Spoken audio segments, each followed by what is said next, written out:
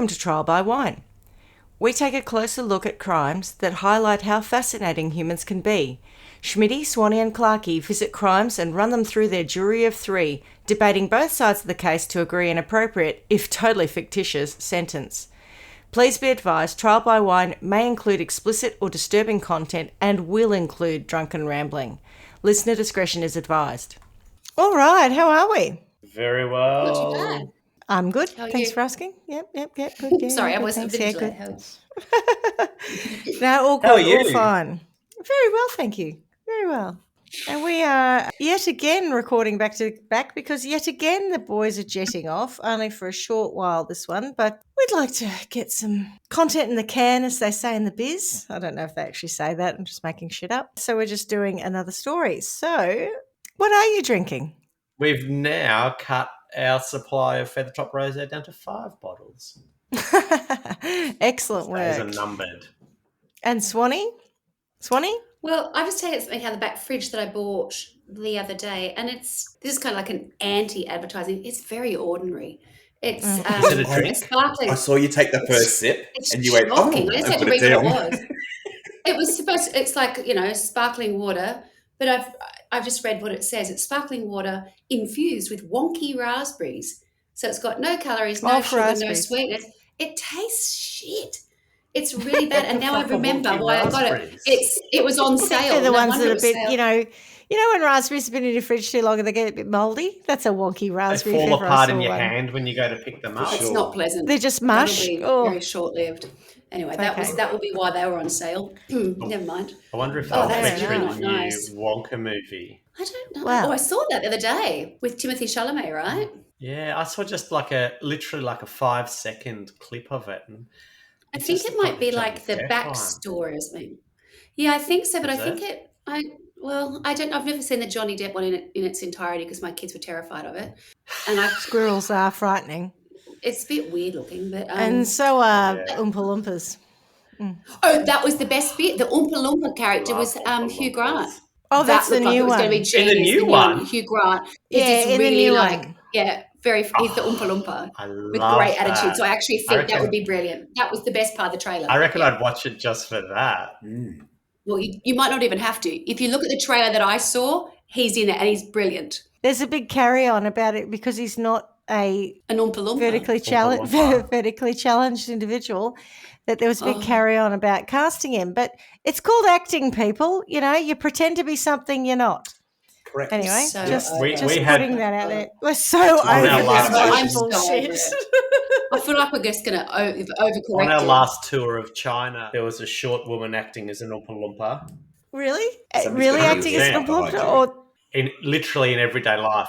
It wasn't a little person. It was a woman who was about literally 4 foot tall and 4 Yes. foot wide. Oh. And she was a horrendous personality. So we Yeah. were all calling her the Oompa Loompa. So when Right. Schmidty said that we might come into fire because Hugh Jackman isn't an Oompa Loompa but was acting as one, then I said, well, there. Not Hugh Jackman, Hugh Grant. Let's be very clear on that. I don't even think When you Hugh said that, then I Jackman went, would be what? anywhere What? near as good as Hugh Grant. Yeah, I know. God. Hugh haven't seen Jackman face as an at all. Oompa Loompa. God, I'd go to the movies to see Hugh Jackman as an Oompa Loompa. That's funny. Oh, yeah, he's got his shirt Oh. off. Is Hugh Grant playing every Oompa The Loompa or sexiest just Oompa Loompa ever. one? Yeah, I is don't it- know. In the trailer that I've seen, Willy Wonka he's met him, so he's talking to him, and Hugh Grant's very proper, and he's saying, something like, oh, don't you know who I am, or something like that. So if he's just a representative or whatever, he's just a Yeah, one-on-one right. scene. But it was Right. very Is it- clever. You're right. In the Tim Burton version with Johnny Depp, there was Yeah. just one man who played all the Oompa Loompas. But did you love the original film as a child? Yes, I did. I was just absolutely obsessed with it as a child, like absolutely. And the thing was, it wasn't like now where you had access to it and I could watch it all the time. If it came on TV, we'd watch it. And my mum, I think the first time I actually even had it on like a DVD, I think I was like an adult. Pete TV, come on. Said it How to can me. you But I not love loved that? it. Except the scary bit where they were going crazy. And I was like a bit I reckon dark. even the last time I saw So it, I dark. loved it. Deep Roy was the actor who played the Oompa Loompas in all the And Oompa was Loompas. he Deep an Roy. Oompa Loompa in real life as well, or just... He's a person who has dwarfism. Yeah, right. So so it's okay for him to do it, but not you. Well, that's right. So they didn't complain about the fact that he did it, although there was a bit of a backlash about having just one, probably because it took acting jobs away from other people. And now it's Hugh Grant, so it's not even Deep Roy or anyone else. Weren't you guys telling me There's about been- with the Wizard of Oz? Didn't they get a bit rowdy? I'm sure we've covered this on the podcast. They essayed Judy Garland, yeah.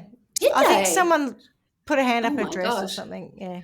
Oh, I heard they were like drunks and just very badly behaved. Oh, they were naughty, absolutely naughty. Yeah. There's been similar claims about straight people playing gay Straight people characters. playing gay people. Yeah. Of course. Yeah, and it's just a load of shit. Like you say, it's acting. That's because there's not enough homosexuals in the world of theatre and acting. Yeah, exactly. It's What about the gay Straight people people. playing straight people? Like, far out. I know, That's Kevin Kline in French Kiss. No one complained about that. you don't have to narrow it down. Like, Oh, it's just one I was talking about it the other day. He's very manly. I will have you know that I'm a perfectly respectable size for an Oompa Loompa. It's got to an Oompa Loompa part. What do you mean? The very... I will have you I think know. he'll be brilliant I'm a perfectly respectable size for an Oompa Loompa. because the whole bit I was like, yeah, and then I saw Hugh Grant and I went, oh, now you've got my attention. I'm interested now. Yeah. How very Real dare life you. Oompa Loompas Come on, would say Lemon, he's we're not the leaving. Perfect size. They're not happy. They've slammed him. All right, well, that was a massive segue away from what I'm drinking, but I am drinking half a glass of not Chandon, what's it called? Grandon, the very cheap version. What the hell? Grandin, which is what I popped for our New Year's Eve episode, which happened about half an hour ago. That might be what I was drinking the other night in the paper Probably. cup. Oh, look, it's fine. It's a what you week drink at later, you're weddings. still drinking it. And it's still fizzy. Yes. Amazing. I suppose I should introduce us. I'm Schmidty. I'm Swanee. And I'm Clarky, and given that it's 2024, we're going to liven it up a bit. Together we are Trial by Wine. Best of the new year to everyone. Happy New Year! Yeah, beautiful, beautiful. Okay, so now that we're all so really hyped up, I'm going to tell a story that's going to bring us all down. Hey! Okay. Don't you bring me down today? Today, I will. Look, it gets resolved in the end. So, my sources for today's You get story. knocked down, but we get up again? Yes, it's a real Chumbawamba story. CBSnews.com, 48 Hours, The Cinemaholic, thedailymail.co.uk, and thenews.com.pk. Never come across that one before, but there you go. PK. What country is that? Yeah, and Is that the chewing gum, the land of chewy, or is it? Pakistan, maybe? Could it That be? makes perfect sense. Yeah. Really? Never Where's look. was it? Will the story will Continue tell? on with the story. Yes, intrigued. Let's go back to the 80s from our timey-wimey machine. Hair was We big. like the 80s. Yeah, Me too. shoulder pads were even bigger. And Flashdance, What a Feeling, was the number one single. It's In that the era 83? 83, because that's when I'm telling the story. I was That's gonna say, right. not I know, 80s, because surely. Big Russ took me to see Flashdance at the movies, and he was a Boilermaker, and I was an obsessed. Oh my God, I loved that. Absolutely nailed it, Swanee. I think Yeah. it was June 1983 Big that Russ. this next And that was bit exactly when I starts. Did you turned leave 10. him stranded at the drive-in? Branded a fool? No. What movie's that? That's Grease, is it? What will they say? Monday at school. Sandy. There you go. Yay. That's Yeah. the one, yeah. Anyway, so yeah, it's June 1983, I think. It's that era that I have no memory of. Well, at least I couldn't have told you what was on the radio at the time because I was much more interested in listening to musical theatre because that's what I was being exposed to at the time, and anything that my sisters had on vinyl. You know, sometimes you think, how did I not know that, or why haven't I remembered? And then I start to think, did something really bad happen to me and I've blocked that whole Aw. decade out? But no, I was just being a dork and going to school and Not actually bothered by any of these things. But I have not influenced by pop culture. Things that happened in the early 90s when I was at uni that I'm quite unaware of, because I don't know that I ever watched, which is ridiculous as it's uni, but news. I was just 90210. drunk the whole time, and if it wasn't something that we were talking about, I don't know what it is. Sometimes things come up and I think, when was that? And it'll pop up in that year group. But I went, who knows? I wasn't watching the news or reading a newspaper. I was just doing what I had to do to get by and survive. In Richland, Washington, 21-year-old Anne Croney was visiting the Columbia riverfront. She was sat on the hood of her car looking out at the beautiful views and taking some time out. While she was there, a young man approached her and struck up a conversation. Anne asked him if he'd ever water skied on the river, and he said no, as he didn't even swim. At first, nothing seemed amiss, but after a little while, his voice started to shake, and she thought, I don't like this. She got a weird feeling about him and said she had to go, and she tried to get in her car. He then pulled a knife on her and ordered her to take her clothes off. He then stuffed her underwear in her mouth to silence her and make her walk to a quiet part of the riverbank. Anne, Was being it a total daylight and everything? I feel like you've kind of got me here too fast. I did. Yeah, I did very earlier fast. say. People are already with knives and got their gear off. It's a lot. You didn't even. Okay, warm but- yourself. Still getting over the Wait Russ for and the next Sandy show. sentence. Oh. Wait for the next sentence. Oh, Anne, being a total boss, remembered he'd said he couldn't swim. So she bolted into the river and basically swam for her life and got away from what him. a legend. There you go. Brilliant. End of story. You got me back. Brilliant. I'm with you again. I'm The good. end. Yeah, me too. Oh, That's awesome. I love that Yeah. story. And Yep, then I don't hope find it- anyone the needs rest- sentencing. Thanks, everyone. See you It's been next week. great. Yay! Happy New Year! Yeah. She made it. There should be more stories like She that. made it.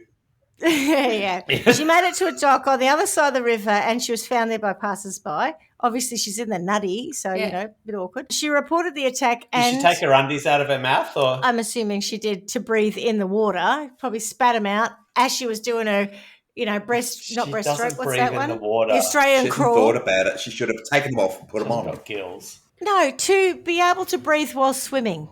Okay? Funny man. Anyway, she reported the attack to the police and the man was arrested. The end. No. What? That quickly? The end. It's not in Baltimore, is it? No. The police, this is where it starts to turn bad.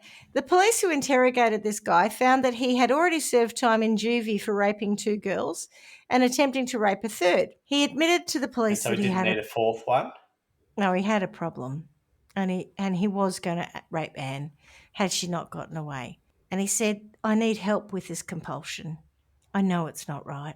So he went through the trial process. He was tried and sentenced to 10 years in prison. But of course, he only served 3.5 years and was out on parole in 1987, provided he participate in an outpatient sex offenders treatment program, which he did attend, but no one really knows sure for how long. And then he fell off the radar. Or whether the program ever worked. Yeah, I'm assuming that it's not going to have worked, given that we're now here. Yes. Yeah. Now we get to We the haven't bit changed where stories. now we get to the bit where you could brace yourself. She put it didn't that get way. away. Yeah, the next one doesn't, unfortunately. So fast forward to Seattle, Washington in December 1991. Michael Jackson's Black or White was the top single that week. With Boys Michael to Men Jackson was going to be by the river. Boys to Men enjoying a runner-up, and even Marky Mark and the Funky Bunch making an appearance. Ooh. Ooh. 16-year-old Sarah Yarborough and her friend Amy Perotti were at home alone having a typical girls' weekend. They'd sat around watching a basketball game, eating snacks on a Friday night, which, if you swap basketball game for rom-com, was pretty much every weekend in my teens. Yeah. Sarah's parents were away at her brother's soccer's tournament, and her mum wasn't really comfortable leaving Sarah alone, but, was kind of okay with it because Amy was there and Sarah had planned the whole weekend out, so she was pretty comfortable. Well, a bit uncomfortable, but, it'll be all right. Now, this is a very American expression I'm about to use, but Sarah had drill practice on the Saturday morning. And for us, I was going to say, those of you who that don't know what drill cheerleaders? practice is, You push cheerleading. me and then just touch me till I can get my satisfaction. She was ahead of her time. That's a jackhammer, not a drill. No, I think they use lots of Anyway, we pneumatics. discussed There is drill a drill. hammer There's, and- and there's, I think there's a grinder in it There's everything. too. There's definitely. There's a lot of That is so there's a lot good, of power that, tools isn't it? going Yeah. on. No, that's 2000 and something, and Carla would probably Yeah, she be was able ahead to of her tell me. time. That was London, wasn't it? Or was it before that? Maybe. I remember in Bath. Europe. It was on in London, but I remember us in Bath seeing it when we were at one of the I can still bars see in the ladies' top of town boobies Bath. going. Yeah, exactly. Yeah.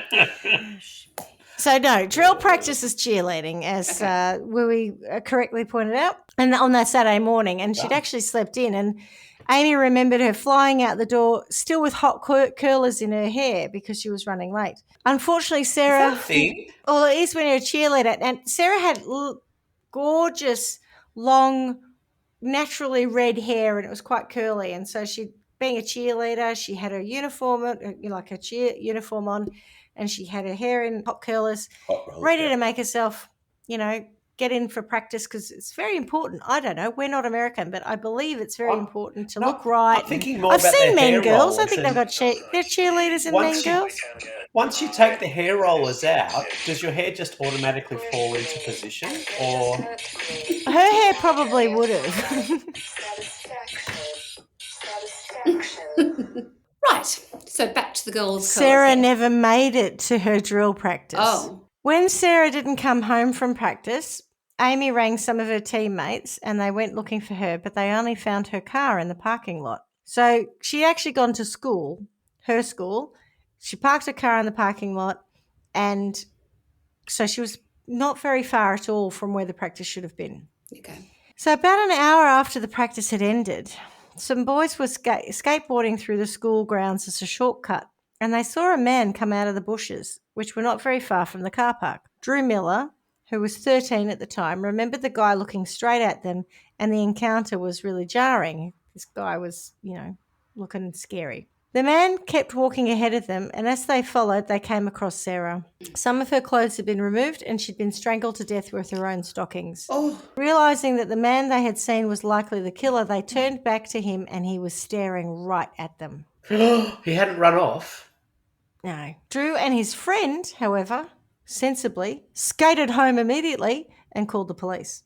Because Drew and his friend had basically eyeballed the killer, they were able to provide the police with descriptions, and they created photo fit sketches. The killer had also left DNA at... Yeah, they were. The killer had also I'm always left... fascinated by photo, because if I looked someone in Sometimes the they're eye weird. and then 3 hours later had to I wouldn't draw be a able to picture describe of them. I know. No, I couldn't do it. I couldn't draw a picture of them if their face was right in front of me, let alone... I agree. I couldn't describe someone. I mean, honestly, they had eyes and brown hair, He it's looked about like as good as I Gollum get. because he had big eyes and was staring back at it. Anyway, apparently it was pretty accurate, actually. The killer had also left DNA at the scene, as semen was found on Sarah's clothes, although she had not been raped before her death. So we've got witnesses and DNA. So this is going to be a slam dunk case, right? Should. Wrong. The police, of course, run the DNA against the National DNA Database. Remember, this is 1991, so If he's they been were running served that later. time, though, he's served 3 years of a sentence. If he had served time and they'd taken DNA and it was on the CODIS registry, but the CODIS registry didn't really start until after 91. I can't remember what the year was. It might have been 94. They were, however, taking DNA samples at crime scenes from about 1986. So they definitely took the DNA for this, but there was nothing on the database. No matches came up. Over 4,000 leads were called in, and the police Can I ask a question? painstakingly followed. Were we in Yes. the same state that this happened in previously? We were, Yes, weren't we? Yeah. Washington. Yeah. Yeah, okay. So we're in the same area. Yeah, We're thought sort of so. outside Seattle in Washington. Yeah. So over 4,000 leads were called in. The police painstakingly followed them all down. People in the community were freaking out, knowing they had a killer in their midst and they were still at large. The nature of the murder was really disturbing for people too. A lovely, enough. lively and innocent 16-year-old girl. In the day, at school, it's very bad. Exactly. Described as talented, creative and kind. killed on the school grounds in broad daylight, basically in front of people. Yeah. One of the detectives who worked on the case said just the innocent nature of this young woman in her school drill team uniform with her hot curlers still in her hair. This was just pure, unadulterated evil. Yeah, There's proof the curls were still in. but it was still there. She'd got out of the car, basically, and been murdered. Wow. Even for experienced investigators, the scene was really hard to deal with. And Drew Miller also said, I didn't put it in here, but I will now. Drew said when they found her body, the way he'd left her body, she'd put up a hell of a fight. So That's what the 13-year-old said. Good girl. Oh, I mean, that stayed with him forever, but yes. Oh, fair yes. enough. Oh, so even though there were witnesses and thousands of leads, like so many other cases, the line of inquiry shriveled up and the case went cold. Really? What? I know it's kind of surprising, isn't it? That. Neither did I. It's yeah. like, that's, really? Why? You would not think, why. wouldn't you? If It you've just got feels like, if you've got a sketch of this guy, Yep. everyone's on high alert. Age, sex offenders, people who'd been released, all those kind of things. I mean, how many thousands and thousands of people are we now talking about in that state alone or that region? I mean, that's what terrifies In me. that area. Yeah. One of her friends said that Gotcha, they were going through like the yearbook trying to work out who looked like Yeah. the killer. You know, like everyone kind of around them became a suspect. Everyone was freaked out by this. That's like the who Claremont is this killer here. person? Yeah. Do you know if the drawing was reasonably accurate? Yeah, it was. So if you're a police person going through similar offenders, like the history of similar offences, it's possibly reasonable that you would come across him? Or are we... or am I getting ahead of Maybe, it? but I think it's 1991, so computer databases were pretty newish. Like sharing I data. suspect that the attack from earlier, which was 8 years earlier, might have been in a slightly different area. So it was in the sort of same region, but not a different area. Right. And I get the state, feeling, different area. I could be wrong, but I got the feeling that this is sort of like a suburban thing. Like it's not like a huge area, lots of big police in it. It felt very local. It felt like the local police investigating a local crime. As in, the area it happened wasn't a big suburb. It was like a smaller community. It was outside of Seattle. Or It only wasn't dealt quite with in Seattle. locally. The police did periodically run the DNA against CODIS, as is often the process of cases that have DNA evidence, but no suspects over time. And, they sort of thought that given the nature of this attack, that the perpetrator might reoffend and pop up on the database, but unfortunately it never came up. So in Might have gone to another state. In June 1993, the community unveiled, so it's 2 years after Sarah passed away, or about 18 months, the community unveiled a bench to honour Sarah. The bench reads, Carpe diem, seize the day, a mantra Sarah lived by. Encased in bronze are some of her favourite possessions, ballet shoes, a replica of Sarah's beloved dog Gibby, and books. Bill Fuller, who was a friend of the family and whose daughter was in Sarah's class, remember her as a lot of fun to be around. And he was quoted in the 48 Hours documentary about this, talking about how she was just a lovely girl to be around. Like, it was so devastating for the community. He was also pretty instrumental, I believe, in getting that bench made and honouring Sarah. Time went on, and in June 1993, so about the same time as the bench thing, the class actually graduated, which was bittersweet for many of Sarah's friends who couldn't help but think that she should have been there with them. Her mother, Laura, recalled how some of her friends would ask what Sarah would think of a guy they were dating, like they were looking for her approval. So the community sort of, it felt like they kind of kept Sarah alive through continuing to talk to her mother about, what do you think Sarah would have felt about this? How do you think she... it wasn't one of those situations where sometimes, people are so uncomfortable with something that's happened that they don't talk about it at all and they don't acknowledge it. Mm-hmm. It feels like this community was still... I think that's when my experience of that is when you're younger and those things happen, people do talk about it it's hard to process, more openly and try to keep the flame burning kind of thing. Yeah. I just can't imagine what it was like for her parents, Laura, and she had two brothers as well. So the case continued to go nowhere. Thousands of leads were looked into, but none of them were useful to progress the investigation. That in itself is hard. Thousands of leads is a lot. There was a lot of work went into it. Like, it was not defective detecting. I guess that's what I'm wondering. Was it that they were actually being super vigilant, but there's just so many leads just that don't go nothing. anywhere? Not unlike the Family Ties episode that we did many moons ago now. Yeah.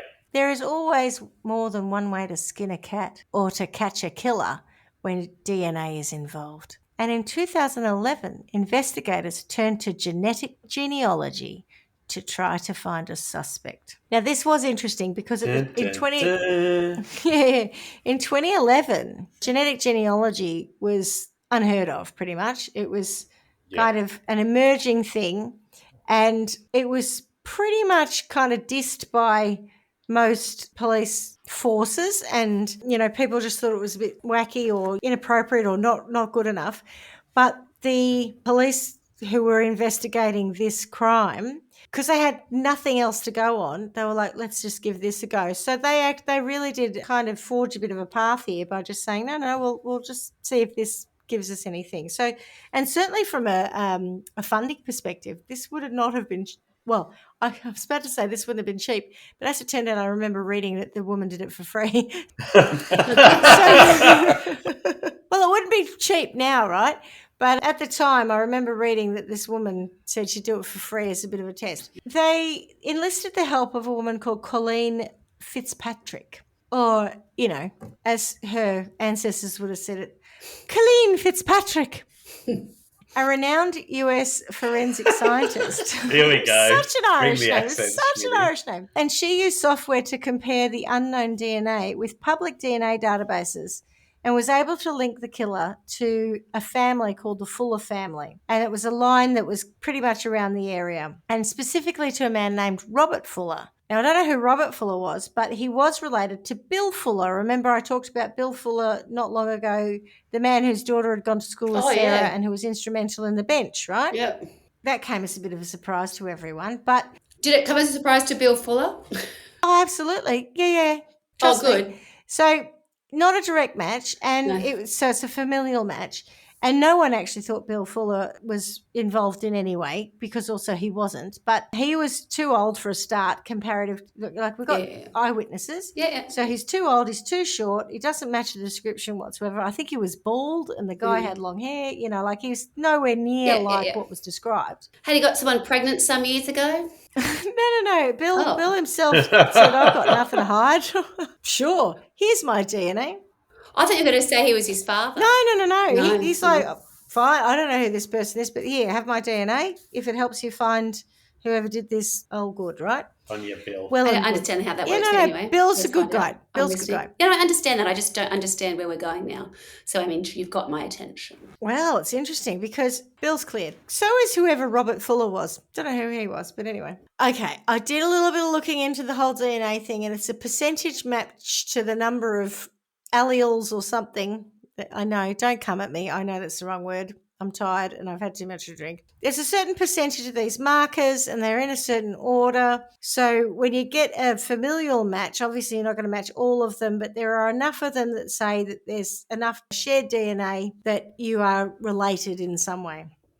Well, yes, I see that because I'm adopted. So when I've done all that stuff, I can see that. Yeah, but I don't know how I don't know how she got to the Fullers per se. Yeah, that's what I was intrigued. Apart from maybe she found enough of a match to this man called Robert Fuller in some database somewhere, and I think it was ancestral DNA type thing, like the genealogy thing. Yeah. That she said, okay, that family, somewhere in that family is someone who's matching this, right?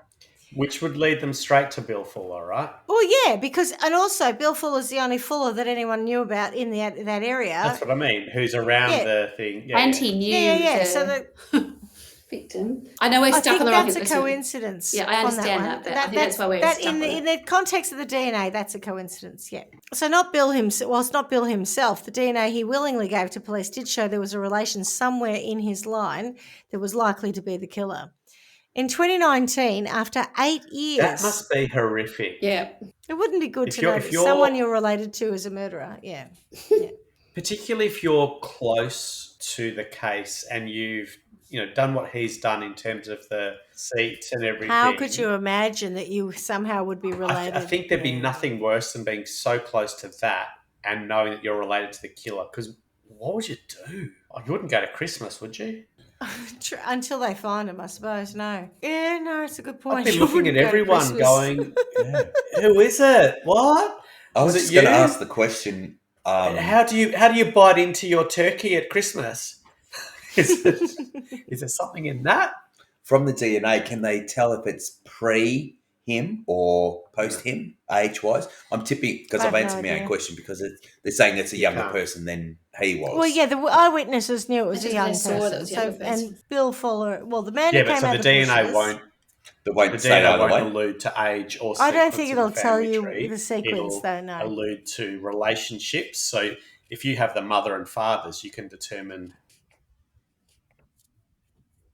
from a person's DNA without having the rest of it where they sit. In 2019, after 8 years of periodically scanning for a match, they got a hit. Hang on, so he's had 8 years of knowing that someone in his family is likely guilty of it. Yeah. Someone related to me in some way, has done this, And it took, because basically what they had to wait for was for someone's DNA to be on a registry. And because this woman, remember the woman who was doing this work was working with public DNA databases, not the police one. All right, so they get this hit, right? And it's Edward Nicholas, and he is a distant relative of Bill's, and he's also a registered sex offender. Now, interestingly, his DNA was on CODIS for years. Also, he's related and is a registered sex offender. Yes, but he's also not the killer, so don't get ahead of ourselves. Lord. You're throwing spanners. Skeletons are coming out of the closet. CODIS stands for the Combined DNA Index System. Okay. So it's effectively what they've put together where everyone who commits a crime now has DNA and it's registered in CODIS. Okay. But that's what I was saying earlier about it being established after. So they get this Edward Nicholas, who was on CODIS, comes up as a partial match. Edward is a distant cousin of Bill Fuller, and as I said, it wasn't actually a perfect match for the DNA profile. Lo and behold, Edward has a brother, Patrick Nicholas. Dun, dun, dun. Now, Patrick Nicholas was a loner. Patrick worked in an auto parts store. Jolly old Saint Nicholas. But was he on the sex offenders list? No, he was not. He worked at an auto parts store. He was divorced and he lived alone. He seemed to have no friends or family or children in his life. No one visited him, and he didn't drive. Everywhere he went was by bus, which is significant because the bus route Patrick often took went past the Federal Way High School where Sarah was murdered. Dun, dun, dun. At the time of Sarah's death, Patrick was 27. And you know what? Looking at photos of Patrick from when he was 27, he looked an awful lot like that sketch that Drew Miller had described for the police. Did he really? Yeah, he did. Yeah. But wouldn't his stuff be on file if he'd been in jail, or is it someone else? No, I don't know. I don't really understand this either. His first couple of crimes were in juvie. They were probably, they seal... If you're a juvenile person, they'll seal that. Yeah. He next gets arrested, and as far as I can tell, 1983 when he attacked Anne. They didn't take any DNA because it was pre-taking DNA. Yeah. I was going to say, did they always take DNA? Not in 1983 they didn't, because they didn't know, they didn't have a crystal ball to know that they would do this. 86 is about when they start doing DNA stuff. So he skips through there. Then we get to 91 when he attacks and kills Sarah. Because, spoiler alert, he's our murderer. Then more stuff happens, but for bits I don't understand, for reasons I don't understand, they didn't take DNA. He was not required to provide DNA. So there's no DNA on file for this guy. Like the Golden State Killer. Remember in Family Ties I talked about Joseph D'Angelo Jr., who's the Golden State Killer, not to be confused with the other Night Stalker and the Morning Stalker, whatever. The original Night Stalker. Lights. Yeah, he's the original Night Stalker. Yeah, all that. He doesn't have any DNA on file, so they had to follow him around and find a way to get DNA off him so that they could actually work out whether he was the killer. So the police covertly followed The police covertly followed him to a laundromat because he's very salubrious, where he did his washing. Took his dirty clothes. Yeah. They stole a pair of his jocks. No. Whilst he was waiting for his laundry to be done, he had a couple of darts out the front and flicked the cigarette butts away. So if you are a smoker, you've got to remember to discard of your butts thoughtfully. And if you are a murderer, you should take them with you. In this case, Patrick did not take his butts with him. Thanks for your solid advice, Schmidty. FYI, just saying. He didn't take his butts with him, and the police were able to use them to run a DNA profile which matched Sarah's killer perfectly. So, of course, they arrested him. Wow. Ooh. This is another one that was reminiscent for me of, do you remember Swindon Knights? Can't remember the dickhead's name. Yeah. The one who murdered someone and they arrested him for it, and then he said, "Do you want another one?" kind of thing. Yeah. So yeah. And the detective was the one who was hard done by. Pilloried in the end. That's right. Yeah. So when they started this interrogation, they asked him why he thought he had been arrested, and he said, "I don't have a clue." As it progressed, the detectives were asking him about Sarah's murder, and he said, "What year was that?" And when they said the year, he said, "I just want an attorney," and so no more questions. So the police immediately started to think if he needed to know what year it was. Also, how many indicates more? That he's, there must be more. That's right. He can't differentiate between others. 100%. He has to know the year to be able to know which murder you're talking about. That's right. So unfortunately, he no commented out, got an attorney, lawyered up. So they didn't get anything more out of him for that. Also, whilst we're giving advice to murderers, that is exactly what anyone convicted accused of a crime should do. So, yeah, but he shouldn't have said what year was that. He should have said no comment from the first moment they arrested him, and got an attorney. Of course, but the no comment. If we are giving advice to criminals, that's what he should do. Our criminal legal advice tells us to say nothing, and yet every week we record one of these. Remember Anne, I spoke of earlier at the beginning? Anne was one of at least 5 other women that Patrick approached in their cars, pulled a knife on them, and in most cases raped them. Anne was lucky to get away, but another victim, a minor, was raped by him in 1994, and he was convicted of that attack. He was not required, again, I don't know why, Swanee, to submit his DNA for any of these attacks. No. Wow. Now. Is it in the same city, same state? But I don't understand why he's not on the sex offenders register, even based on that one. Even if they didn't have his DNA. I agree with you. It doesn't add up, does it? So then the trial began, and this is really important, in April 2023. Oh, my God. So whilst this airs in January 2024, we are currently in 2023 as we record it. So this year, right? Oh. So she died 32 years ago. Mm-hmm. I just did a quick Google search as to when did the sex offenders register start. Begin. Yeah. And in Victoria. In the US, in Washington. It started. Yeah. But so in Victoria it started in 2004. So much later maybe. We're 11 years behind, but maybe it just wasn't around then. You could be right. His conviction was 94, and if he wasn't convicted of anything else post that, that could be why. But I don't know. I didn't look up when his brother was convicted of stuff, so maybe that was more recent.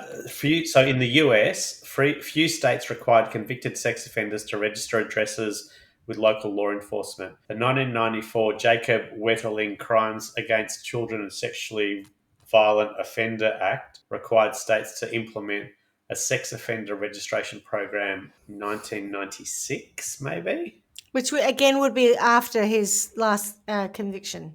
Anyway, so even though Patrick Nicholas had a history of violent, sexually motivated crimes, the judge ruled his history as inadmissible in the murder trial, citing that it would unfairly prejudice the case against him, which it totally would. We've discussed this before. It totally would have, but is it relevant? That's the point, right? And the judge is saying it's not relevant. And also because he had done time for some of those. We get a fresh slate each time, do you, just to go and do it again? Yeah, that was the judge's position on it. And this was a murder case, a murder trial, right?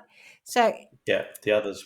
I mean, violent crime is violent crime in my opinion. And when we get to the upshot of this whole case, my problem with this whole case is, why are we treating rape like it's no big deal? Because that's what's happened throughout this case. Anyway, I'll get on my soapbox later. Reserve your high horse for a bit later. Yeah. So 32 years after Sarah had been murdered, her family and friends gathered to attend the trial, including Anne Croney. Anne had been contacted by investigators who had linked her attack to the MO of Sarah's killer, and she'd immediately recognised him. The defence, she didn't speak at that trial, by the way, but she was there. The defence basically said, and this is the bit about it being 2023, this is the bit I found hard to swallow. The defence basically said familial DNA was a load of new rubbish, being an untested science, implying a pseudoscience like cryptozoology, that there really wasn't any evidence against Patrick Nicholas. Quoting the defence attorney, David Montez, they used technology that was not only unproven, but just wacky, really? Again, this trial took place in April 2023. Who was the lawyer? Dennis Tenuto was the vibe. David Montez. And the defence is saying this technology and science is wacky. But also, they've got a DNA match. So regardless of the familial DNA bit, which led them to him, they've got a 100% match. Screw that argument. It's a bad defence. He's not the person that killed Sarah. The police needed an answer more than they needed the right answer. And so they turned to new, novel, untested technology. Is DNA technology really new and novel and untested? Yeah. So then he goes on to say, to your point, Clarkie, genetic genealogy is a new field. It really hasn't been tested out. Should we be making important decisions based on something that is not well or deeply understood? And you're right. It's got nothing to do with genetic. That got us here, but it's a direct match. I know. However, the prosecution were also able to show evidence found at Patrick's house. Detective John Free described it as such. It was almost like a lair. There was no working electricity in this house, stacks of pornography all throughout the place. We also found a newspaper from 1994 that had on its front page an article about the Sarah Yarborough case, and going through one of the kitchen drawers, we found a torn photograph taken from a magazine of a woman in a cheerleading outfit. It's still circumstantial, right? Regardless of... that's a stretch. You find a picture of, it's a stretch, right? The smoking gun is the DNA. Yeah, but if you buy the defence's argument, that's wacky. I just find this bizarre. Then someone, I can't remember, I'm not sure who, maybe someone in the prosecution, I'm not sure, told the person in 48 hours, as the person doing the interview, said that the chances of a 100% DNA match belonging to another person is 1 in 120 quadrillion.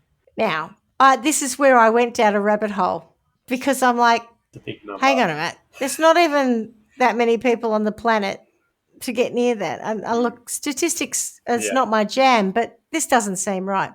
No, I would say that's not accurate. Yeah, I did a little bit of research and I came across a rather good article on New South Wales courts.co.au, and they were saying the statistical assumption is that a DNA profile is expected to occur in fewer than 1 in 10 billion individuals. So not 120 quadrillion, 1 million peoples, it's 1 in 10 billion in the general population, which is still more than the Earth's population, but the statistics aren't calculated from the population. They're not moving back from population. They're extrapolated out. So anyway, in this case, the DNA evidence and the fact that Patrick had means, motive and opportunity led the jury to finding him not guilty of first-degree murder premeditation. Just coming back to that, I just did guilty. a quick Google. Identical twins share 100% of their genes. Well, he wasn't a twin, so thank you for that. No, what I'm saying is that twins don't occur 1 in 10 billion people. They occur quite That's frequently. why I said in the general population, not of twins. Who are part of. I guess what they're trying to say, because I'm just trying to understand that myself, what they're probably trying to say is that the likelihood of one person who isn't a twin having somebody who has the same it's 1 in 10 billion. DNA is 1 in 1 bazillion gazillion, but actually in the real world it's a lot more than it because of identical twins. Oh, look, there are lots of articles that say that DNA can be misused in trial.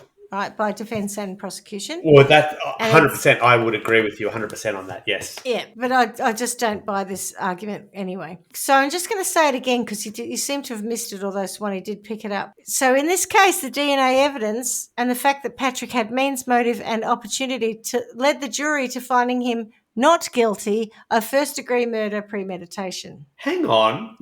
Sorry, I absolutely missed that because I was too busy Googling penny drops. DNA stats. No, yeah. But you said the DNA evidence and the circumstantial evidence led the jury to convict him. Find him not guilty. Not guilty. Sorry, find him not guilty. I would say ignoring the evidence. That's... Okay, I'll put you out of your misery. But they did find him guilty of first-degree murder and second-degree murder. So the defining point that I was stringing you out on there is premeditation. There wasn't enough evidence that he premeditated the murder. Yeah, no, that's fair. Yeah. I would agree with that. So the jury did their job. It's all right. That's fine. So that's fine. Ooh, you're shifty. I know. I know. You're a shit bloke. I'm learning from Shay Pandora. I'm learning how to get my little, her little hooks in there. She likes her little twists and turns. Okay, so 2 weeks after his conviction, on the 10th of May 2023, this year, the sentencing hearing was held. All of Sarah's family and friends attended the hearing, waiting for some final justice. It was at this hearing that Anne Croney spoke. When she stood up and Patrick saw her, he did a double take and shuddered, and someone said it was like he'd seen a ghost. Anne said, "We rely on a system of justice that is designed to protect us from predators like Nicholas, and this system failed me. It failed Sarah, her family, friends, and countless others. I ask the court to please not make the same mistake." Patrick Nicholas received a sentence of almost 46 years. For Sarah's family and friends, the sentence brought mixed emotions. Sarah's mother, Laura, said, "It makes me mad that he was free for so many years, and who knows how many other people were hurt during that time. I don't know that we'll ever know, and that could have been avoided." So, like the Family Ties episode where we discussed the ethics of familial DNA, this is another where the friends and family of Sarah would like the law to change to allow familial DNA matching, not just direct matching. And so going back to your point, Carla, earlier about he didn't have his DNA in any systems, but his brother's was in there for a long time. He could have been picked up a lot earlier had the legal fraternity and the police been allowed to do familial DNA matching, not direct. From the way I've understood this situation is without his direct DNA being in there, there's no match. They don't find anything. But it's a bit of it's a question about the ethics around the use of DNA as well. I think what happened was Colleen Fitzpatrick, the woman who pretty much kind of pioneered genetic genealogy, she was running against public DNA databases. She wasn't running. That's why she found Robert Fuller, the rando, and then Bill. Like, that's why we were going through these rounds of connections to completely sort of only genetically, but not really connected to anything people, because she couldn't go direct to source because the brother, Edward, was in there. So I also don't know if there are other victims of Patrick Nicholas, but when he said what year in relation to questions about the murder, does imply there may be others. So that is the case of Sarah Yarborough and Patrick the animal Nicholas. It's a lot, isn't it? Like it's a quick case, but there's a lot going on. There's a lot in it. Yeah. So I remember we did the camouflage assassin. Yeah. And we discussed whether song lyrics were admissible. Previous convictions should be admissible in. Not that it made much bearing on this, because it still went down for first degree and second degree murder and 46 years. Also, what I'm saying is that we discussed the controversy of whether song lyrics should be admissible as some kind of character reference.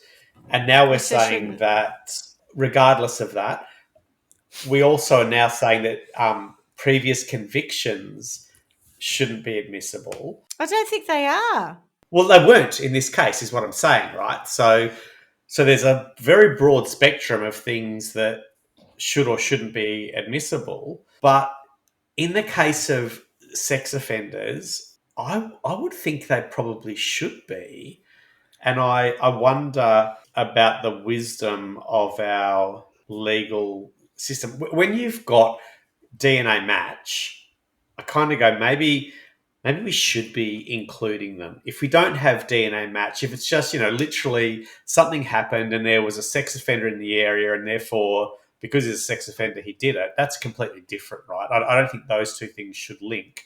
But when there's a body of evidence that, I think if there's DNA on her cheerleader uniform that matches somebody 30 years ago, that's a pretty cut and dry case. And we've all heard stories of why that isn't a cut and dry case, and I understand that. But at what point is someone's past admissible in a case? And I find that piece fascinating. I don't know the answer. No, but it might be the judge felt that it was irrelevant because at the end of the day, there's enough evidence and the case is strong enough that is being presented here. Because I'm sure they have an overview of what the case is being put forward to say, look, we don't even need to put that in here. We've got this DNA. We know he did it. He matches the description that the boys gave us, like he's... If you're Anne and you hear that he's done this stuff a few times before... She was devastated. But that's my point, was right? Horrified at what point do you go... she escaped a murderer. Well, possibly she only escaped a rapist.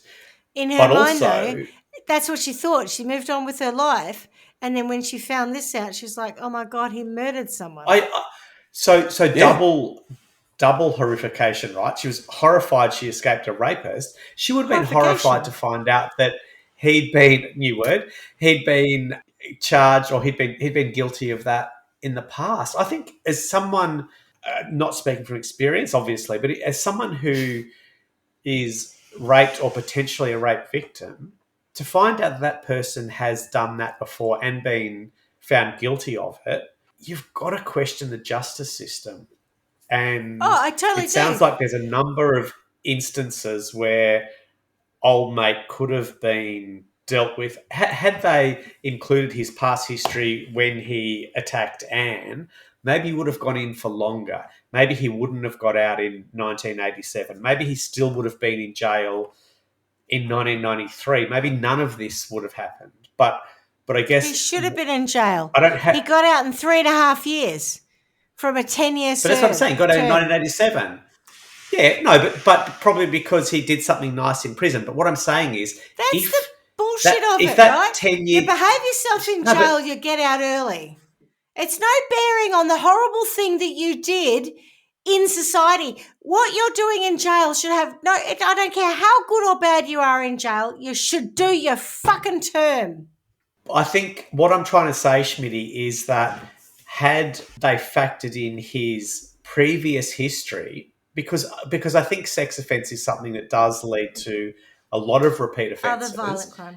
Had they factored it in at the stage of Anne, maybe his 10-year sentence would have been a 25-year sentence, not a 10-year sentence. So maybe he wouldn't have got out in 3.5. Maybe he would have got out in 15. Maybe he wouldn't have. Who knows? But he would have got out in 3.5 because he's joined the JCs, he's found God, he's doing all the right things. When does past history become relevant? I know. I hear what you're saying. Sorry, I'm just so frustrated by this whole thing, right? Because as I started to say earlier, he's in juvenile detention because he's already raped 2 girls and attempted to rape a third before he's even got out and attacked Anne. Now he's tried to attack another girl. He's no longer a juvenile, and he just goes, "I've got a problem. I know it's bad." He's also not rehabilitated. Glass rod. I mean, no, yeah, I agree. He does have a problem, 100%. I don't really have much more to add at this point. I know that sounds a bit weak, but I mean, listening to your conversation, I mean, obviously I agree with it. Why wouldn't I? I mean, if people are doing the wrong thing, they need to be punished for it and they should be required to fulfill the term. But I mean, I just find that we sit here week after week and it depends on which precinct they're in, which state they're in, whatever else, how things are so inconsistent. Do you know what I mean? And at one time it works because they've got something got a system. Oh, everywhere. Do you know what I mean? You never, and that's kind of not the beauty of it, but that's what I do find quite interesting about Trial by Wine is every time I think, oh, well, this is what will now happen then, we're blown out of the water and, oh, no, not in this situation. This argument was put forward and that person didn't have to, prove it on this occasion. And then the next crime will completely dispel that and prove something else. Like, I mean, the variance is unbelievable from one crime to the next. It's amazing. Yeah. You cannot sit here and there's no linear relationship between every single crime and what happens, and then you get this crime. It's just what's going to happen next. It's unbelievable how it feels random. It's not, but it feels it. But why doesn't he get life? He gets done for first-degree murder. He doesn't get life. Yeah, it's crazy. But he gets 46 years. He's old enough now that he'll never come out, right? Yeah. As long as he doesn't get parole. 46 years is longer than life, though. So even if he does 30 years or something at 60 years old, if he lives to 90 in jail, which I don't believe many people do, he's not going to be free ever again. But he did have 30 years. By the time he gets that. He had 30 years of living his own life with no repercussions to that crime. And who knows what else happened in that time.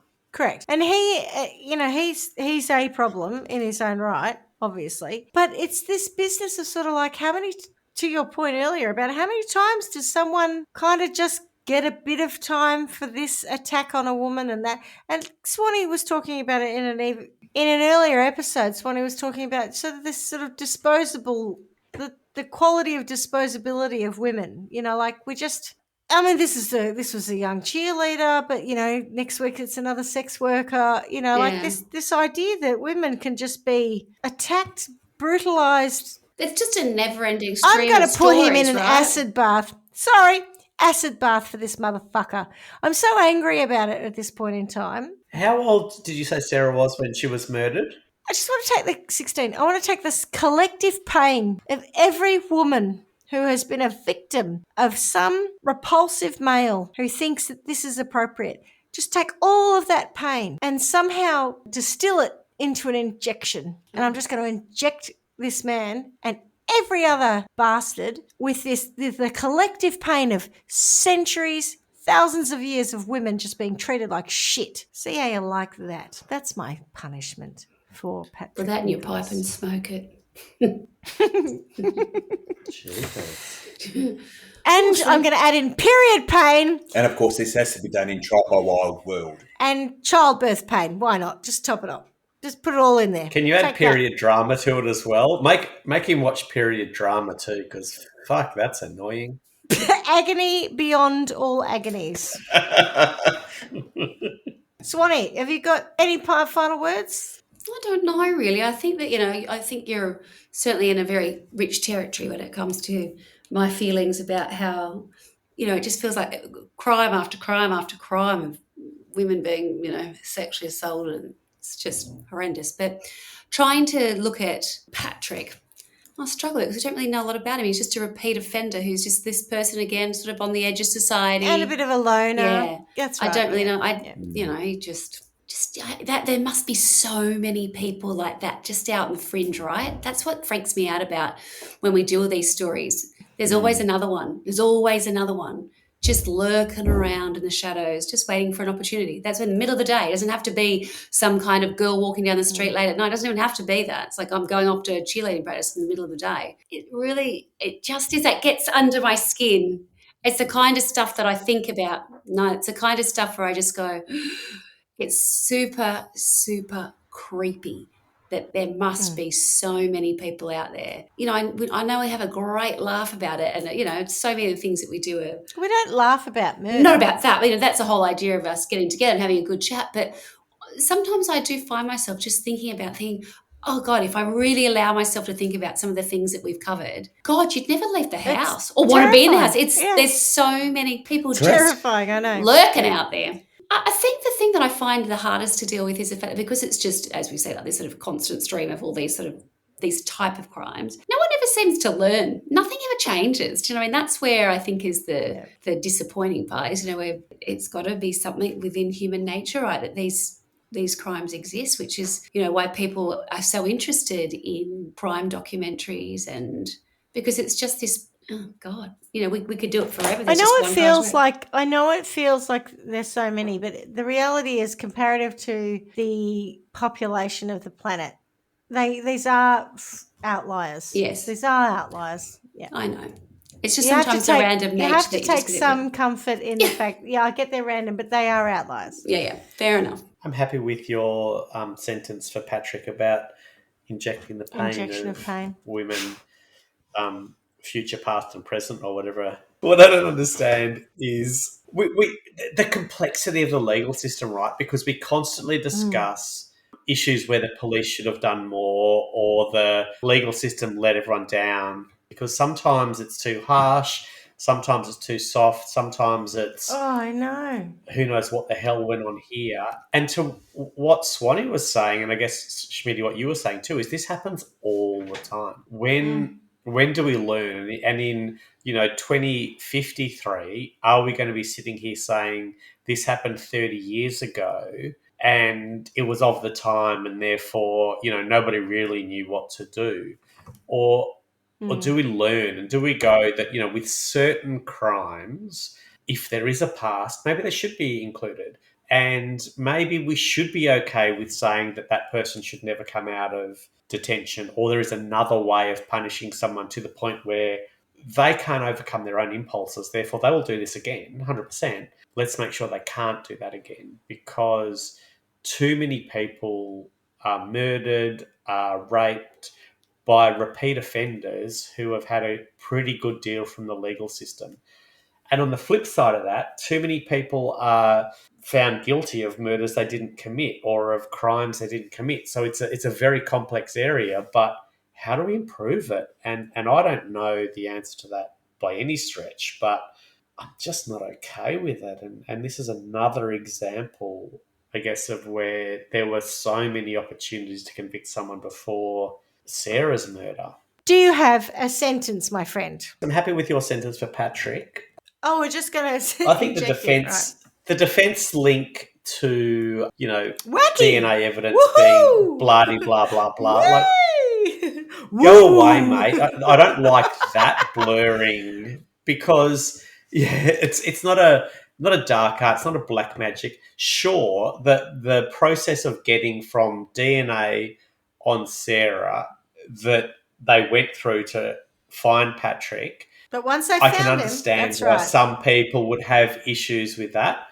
But they found him and his DNA was 100% a match. Therefore, shut that down. What I've learnt on all of our recent travels is, we've seen Iceland, we've seen Malta, we've still got a whole lot of stories in South America, China. I bet you do. I mean, we do the US all the time.